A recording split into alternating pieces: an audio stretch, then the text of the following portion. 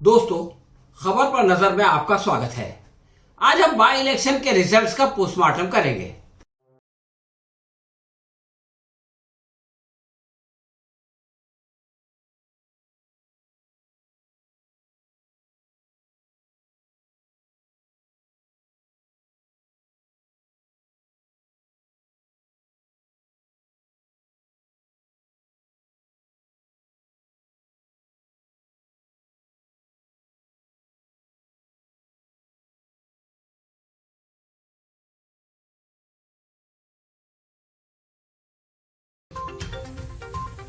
दोस्तों, अभी हाल में 13 राज्यों के 3 लोकसभा और 29 विधानसभा क्षेत्रों में चुनाव हुए।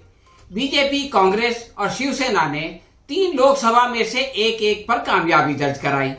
लेकिन कांग्रेस और शिवसेना चूंकि गठबंधन में है, इसलिए 2 के मुकाबले 1 से बीजेपी ये सीरीज हार गई।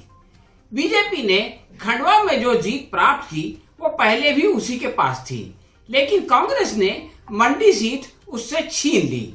वहां पर 2.5 साल पहले 1 लाख से ज्यादा फर्क से बीजेपी को कामयाबी मिली थी, लेकिन अब वो उस सीट पर हार गई। दादरा नगर हवेली में शिवसेना ने पहली बार महाराष्ट्र से बाहर निकलकर सफलता प्राप्त की, जो एक बहुत बड़ी उपलब्धि है। अब गुजरात के मराठी वोटर्स बीजेपी के बजाय शिवसेना की ओर आकर्षित होंगे। राज्य स्तर पर बीजेपी ने अपने समर्थकों समेत 12 और कांग्रेस के गठबंधन ने 9 सीट जीती। बीजेपी के 12 में से केवल 7 उम्मीदवार कामयाब हुए, जबकि कांग्रेस ने 9 में से 8 क्षेत्रों पर अपने उम्मीदवार कामयाब किए। इससे पता चलता है कि कांग्रेस का पंजा कमर पर भारी रहा। इन नतीजों से इस नारे की कलई भी खुल गई कि आएगा तो मोदी ही, क्योंकि मोदी का जादू अगर इतना प्रभावशाली होता तो ये नतीजा नहीं आता। बीजेपी वाले दूसरों की मदद से मिलने वाली आसाम की कामयाबी पर बहुत खुश हो रहे हैं, लेकिन वो ये भूल जाते हैं कि बगल में पश्चिम बंगाल के अंदर ममता बनर्जी ने बगैर किसी समर्थन के 4 सीटों पर अपनी कामयाबी का झंडा लहरा दिया। पश्चिम बंगाल में दिनहाटा क्षेत्र में दोनों कैंडिडेट्स की जीत का फर्क 1,64,089 वोट था। आप सुन रहे हैं, ये फर्क था 1,64,089 वोट का। यानी आप अंदाजा लगाएं कि बीजेपी वहां किस बुरी तरह से नाकाम हुई।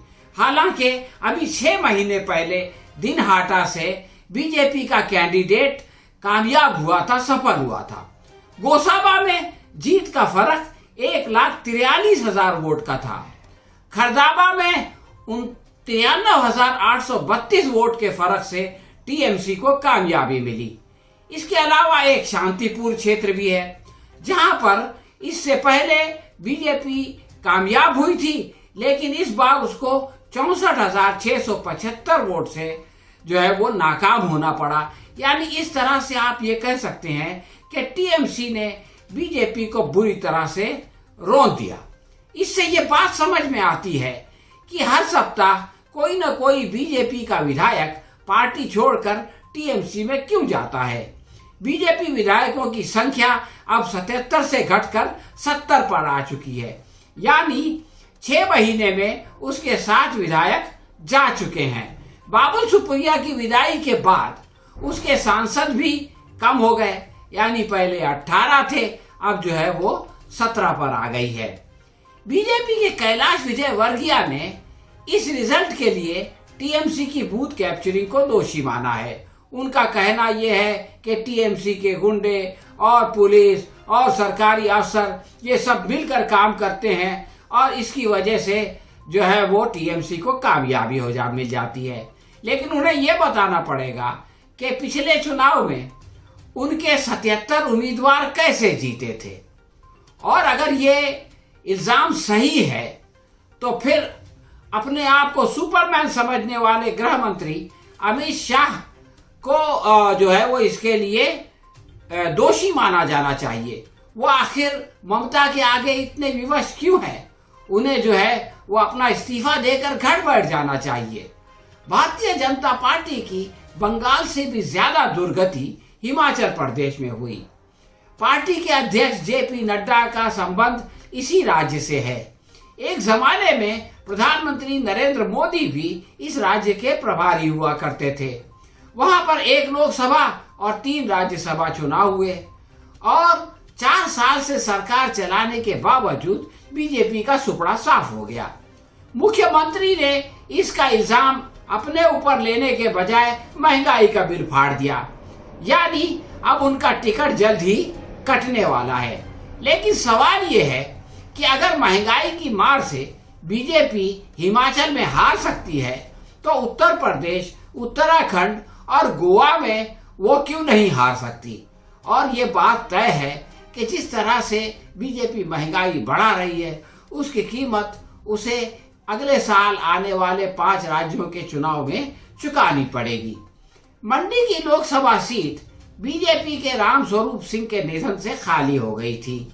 यहाँ पर कांग्रेस ने भूतपूर्व मुख्यमंत्री वीरभद्र सिंह की पत्नी को टिकट दिया, तो इसके मुकाबले बीजेपी ने कारगिल युद्ध के हीरो रिटायर्ड ब्रिगेडियर खुशहाल सिंह को मैदान में उतारा।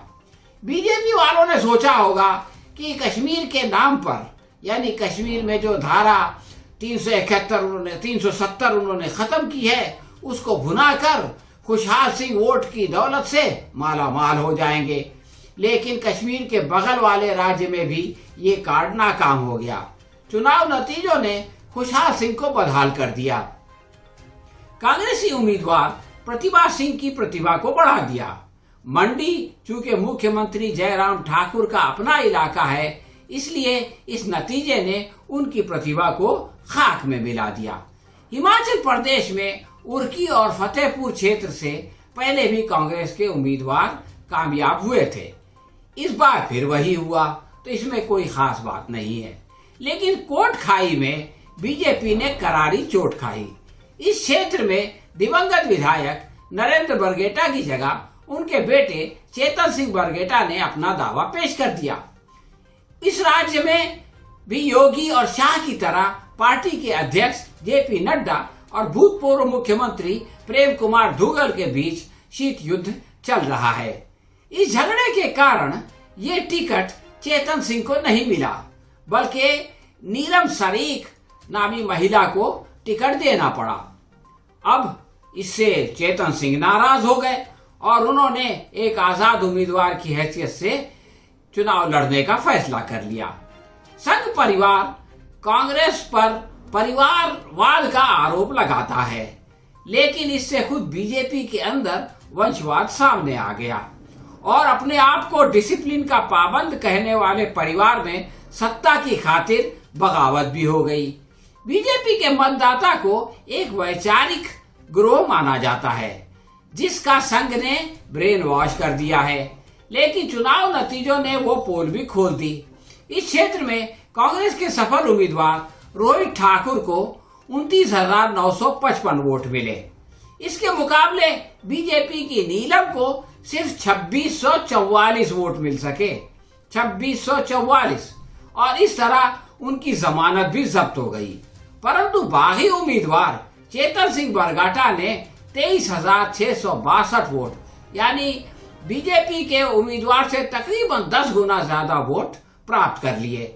इससे पता चल गया कि संघ की जड़ें कितनी खोखली है, यानी संघ की वैचारिक जड़ें कितनी खोखली है। वहां भी विचारधारा के बजाय व्यक्तिवाद का बोलबाला है। हिमाचल प्रदेश में बीजेपी के सफाया ने पक्ष अध्यक्ष समेत प्रधानमंत्री को भी आईना दिखा दिया। बीजेपी ने मुख्यमंत्री को बदलकर जनता को मूर्ख बनाने का जो हरबा इस्तेमाल किया था, वो भी इन नतीजों में नाकाम साबित होता दिखाई दिया।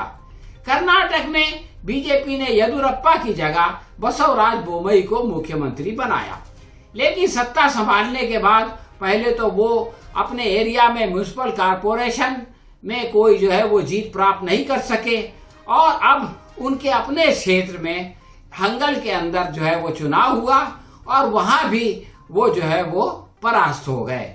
सिंदगी में बीजेपी कामयाब हुई, परंतु मुख्यमंत्री के शहर में उनका बीजेपी का उम्मीदवार हार गया। इससे अंदाजा होता है कि बसवराज का राजपाट अब ज्यादा दिन नहीं चलेगा। बीजेपी उन्हें टिश्यू पेपर की तरह इस्तेमाल करके फेंक देगी। तेलंगाना में टीआरएस से भूमि घोटाले के कारण निकाले जाने वाले ईटाला राजेंद्र को बीजेपी ने अपने शरण में ले लिया और उसको टिकट देके इलेक्शन भी लड़ा दिया। इससे पता चलता है कि न खाऊंगा और न खाने दूंगा की घोषणा सरासर पाखंड है और इस तरह टीआरएस के एक घोटालेबाज को लेकर बीजेपी ने तेलंगाना में एक सीट जो है वो जीतने का काम किया है। इससे यह भी पता चलता है कि भाजपा को बांझ आरएसएस चुनाव जीतने वाले उम्मीदवार देने में असमर्थ है, यानी आरएसएस कोई ऐसा उम्मीदवार उनको नहीं दे पाती, कोई ऐसा व्यक्ति नहीं दे पाती जो कि इलेक्शन जीत सके। इसलिए मजबूरन उसे जो है वो क्षेत्रीय पार्टियों से या कांग्रेस से, जैसा कि आसाम में हुआ है, लोगों को अपनी पार्टी में लाना पड़ता है, उनको इलेक्शन लड़ाना पड़ता है और उनकी मदद से वो जो है वो इलेक्शन में अपनी जीत दर्ज कराती। तो दोस्तों ये थी हमारी आज की समीक्षा। आपको कैसी लगी हमें कमेंट बॉक्स में लिखकर जरूर बताएं। अगर पसंद आई हो तो इसे अपने दोस्तों में शेयर करें और लाइक करें। हम बहुत जल्द किसी नए विषय के साथ आपकी सेवा में फिर उपस्थित होंगे। तब तक के लिए आज्ञा दीजिए। धन्यवाद।